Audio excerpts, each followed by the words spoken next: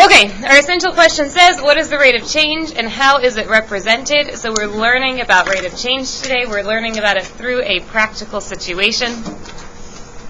So this is, suppose you have a job walking your neighbor's dog. You get paid at a rate, like rate of change, a rate of $6.50 per hour. Complete the table to show your earnings for the number of hours worked. So if I don't work at all, I don't make any money. If I work for 1 hour, I make $6.50. What if I work for 2 hours? $13. We just add $6.50 each time. So, complete the table on your own. You can check up on the board for the answers.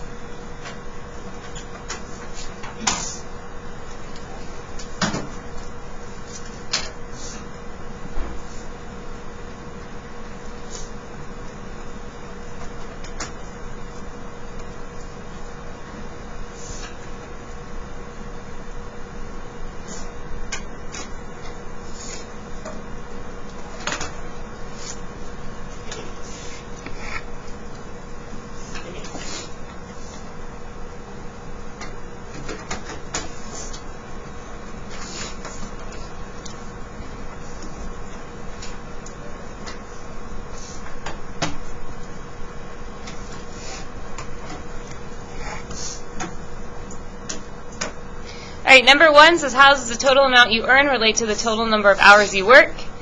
So, the total amount is equal to what?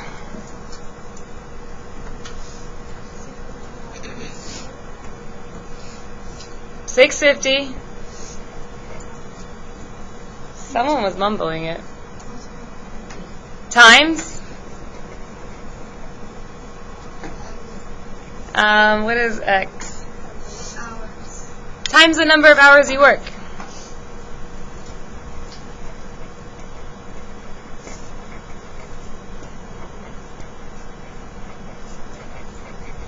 So each hour, you get another $6.50. If we work for 10 hours, that's $65 because 6.5 times 10 is 65. Okay, number 2 says, what is the independent and dependent variable? This is kind of like in science, if you're doing a science experiment and you want to measure how sunlight affects plant growth. So you're going to change the type of light a plant gets. That's your independent variable. It's something you have control over. Your dependent variable is what happens as a result of that. So as a result, your plant height changes. So in this situation, what is the thing you have control over? The number of hours. When I'm thinking about my variables, the independent variable I think of as the I change variable. So I change or decide how many hours I'm going to work. And as a result, what happens? You make more money, so the dependent variable is the total amount.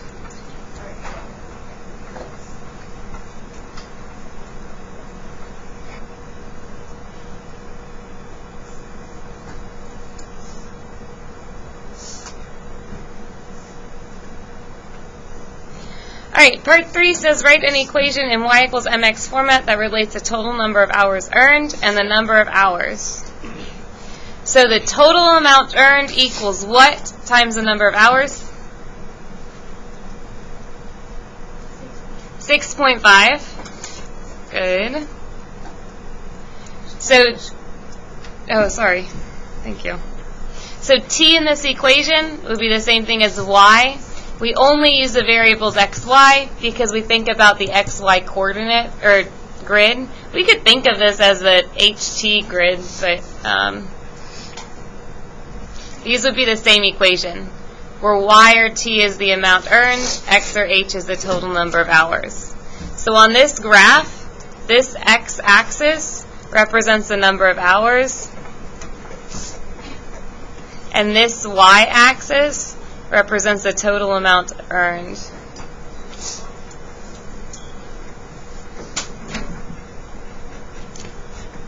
And this is a dollar sign because it's in dollars. So you can see for every hour that time moves on, you are increasing at a constant rate of 6.5.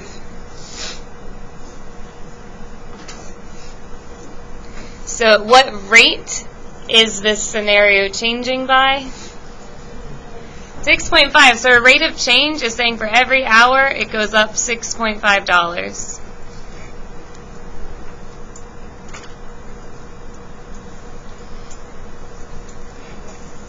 Does anyone have a definition for rate of change that they would like to share? Go ahead, Laura.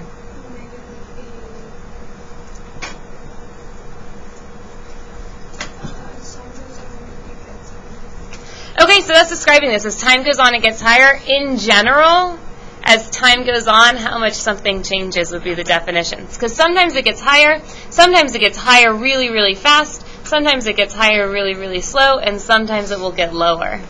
So it's just how something changes over time.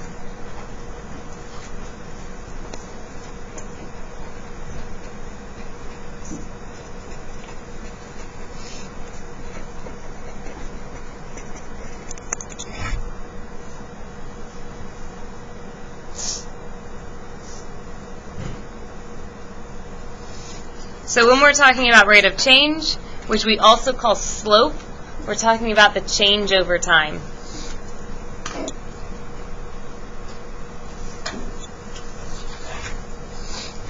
All right, turn the page.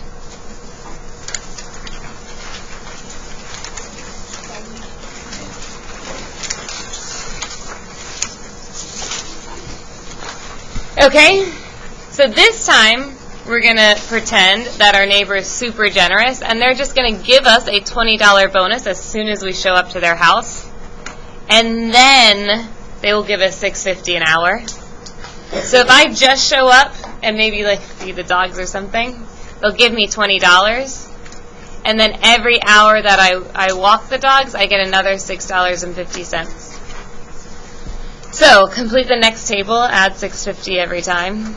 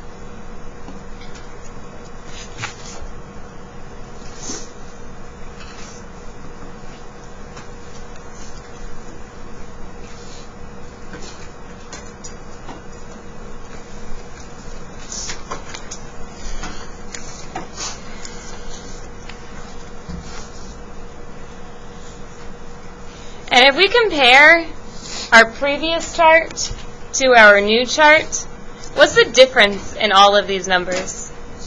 $20. It's always 20 more.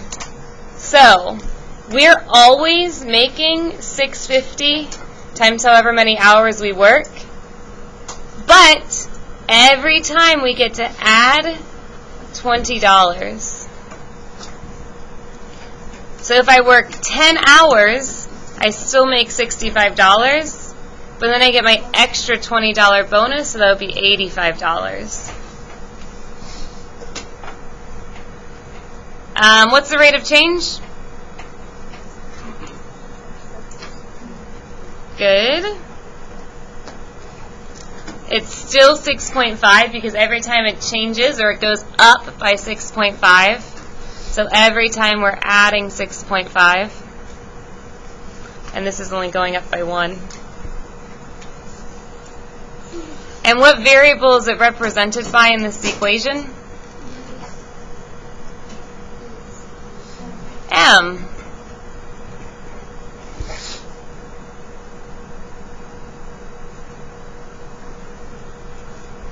So the number being multiplied by x will always be our rate of change.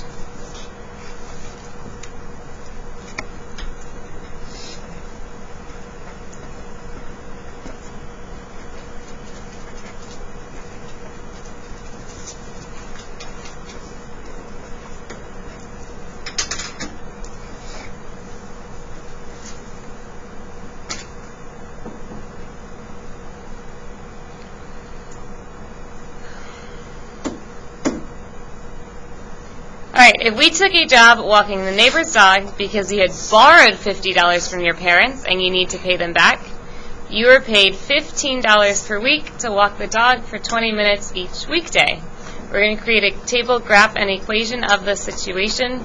This is something that you'll need to be able to do on your test. Read a scenario and create a table on your own, graph it on your own, write an equation on your own.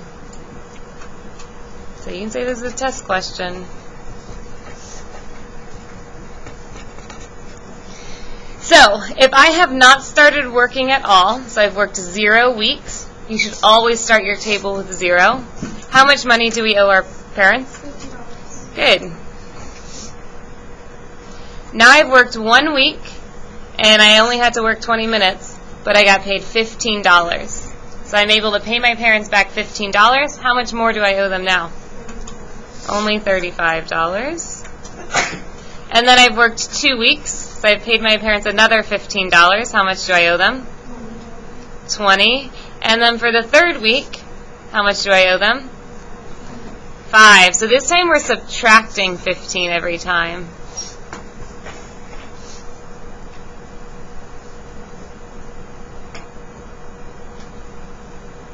So my equation, y, is the total amount we owe, equals, what are we starting with?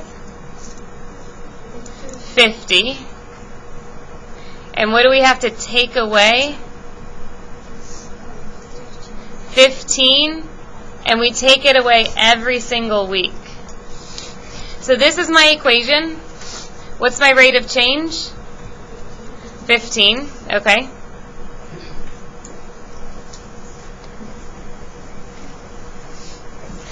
This is going to be my x-axis. What's represented on the x-axis? Number of weeks worked.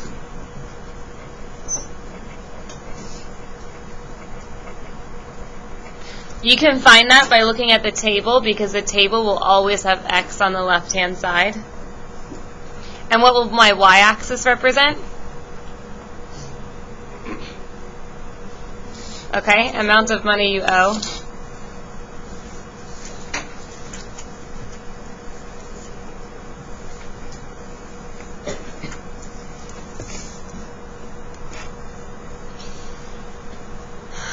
And on this one, we can count by 5s or 10s.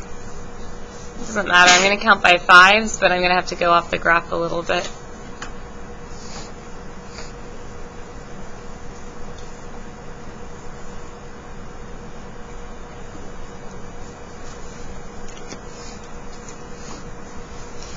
So if I work 0 weeks, I owe $50, and that will be the first point that I plot. If I work 1 week, I owe $35. That's my next point. 2 weeks is $20. 3 weeks is $5.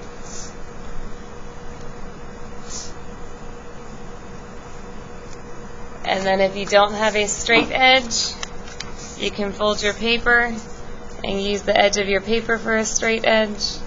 Or if you're really good at drawing lines, you could draw a line on your own. So we can connect all of these points because I have an equation to model this situation.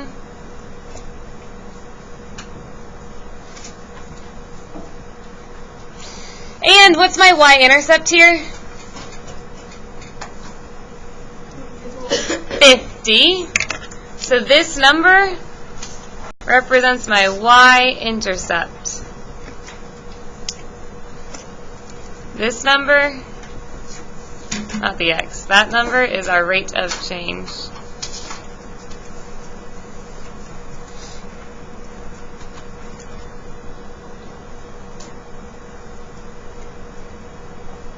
All right, go ahead and take a minute to write a summary. Summarize what we just did. What is rate of change? There's a definition on the front. How do you make a table, graph, and equation from a scenario? How do you know where the y-intercept and slope are in an equation like this? Whatever we just learned, take 1 minute and write a summary.